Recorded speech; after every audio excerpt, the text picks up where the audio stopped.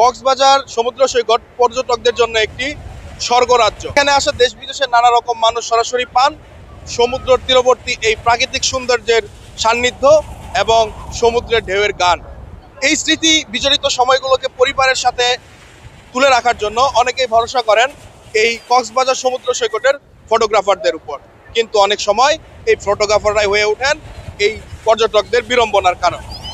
আমরা আজকে জানার চেষ্টা করব যে কক্সবাজার সমুদ্র সৈকতে যারা ফটোগ্রাফার আছেন তারা কি আসলে পর্যটকদের জন্য শান্তি নাকি অশান্তি।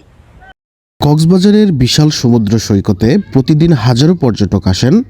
বেশিরভাগ মানুষই এখানে আসেন নির্ভার কিছু সময় কাটাতে, প্রিয়জনদের সঙ্গে মধুর মুহূর্ত উপভোগ করতে। আর সেই মুহূর্তগুলোকেই স্মরণীয় করে রাখতে আমাদের অনেকেই বেছে নেন সৈকতের ফটোগ্রাফারদের। বিষয় হলো আমরা নিজেরাও ছবি তুলতে পারি, যেহেতু ইন্টারনেটের যুগ, মোবাইল সবারই আছে, মোবাইল ব্যবহার করতে, কিন্তু ভিতরে গেলে মোবাইল পায় না, পানিতে পড়ে যেতে পারে কিংবা বিভিন্ন রকম সমস্যা হয়, ছবি হাত কেঁপে যায়, ছবি তুলতে পারে, তাদের সহযোগিতা নেই। এখানে আসার পরে অনেকেই বলছিল ছবি তোলার কথা, তা অনেকেই ছবি তুলতে বলছিল, আবার না তুললে বিরক্ত করছিল, এরকমও আছে। তবে আমরা তুললাম, সেখানে কোনো খারাপ অভিজ্ঞতার আর কি সম্মুখীন হয়নি এখনো পর্যন্ত, মোটামুটি ভালোই ছিল। তাদের শোনা যায় অনেক ক্ষেত্রে তারা অনৈতিকতার আশ্রয় নেই, অনেক সময় জিম্মি করে ফেলে, অনেক সময় আরো অনেক কিছুই শোনা যায়। পর্যটকের অনেকেই এখানে দাবি করেন যে ছবি তোলার আগে অনেকে দাম নির্ধারণ না করে একের অধিক অনেক ছবি তুলে প্রয়োজনের চেয়ে বেশি ছবি তুলে তাদেরকে এই বিড়ম্বনার সৃষ্টি করেন, তাদেরকে জোর জবরদস্তি করেন ছবি তোলার জন্য। কিন্তু এই ক্ষেত্রে আমরা ফটোগ্রাফারদের সাথেও কথা বলেছি, তাদের কথা ভিন্ন। চাই পর্যটকদের ভালো সার্ভিস দেওয়ার জন্য, কিন্তু কিছু কিছু ফটোগ্রাফার আছে দাম কষাকষির নামে এরা পর্যটকদের সাথে খারাপ ব্যবহার করে। কিন্তু আমরা সর্বক্ষণই চাই পর্যটক ভালো থাকুক, আমরাও ভালো থাকি। 1 ঘন্টার জায়গায় 2 ঘন্টা নষ্ট করে তখন বলে 20টা নেবো 25টা নেবো, সেই ক্ষেত্রে আমাদের সাথে বাজে।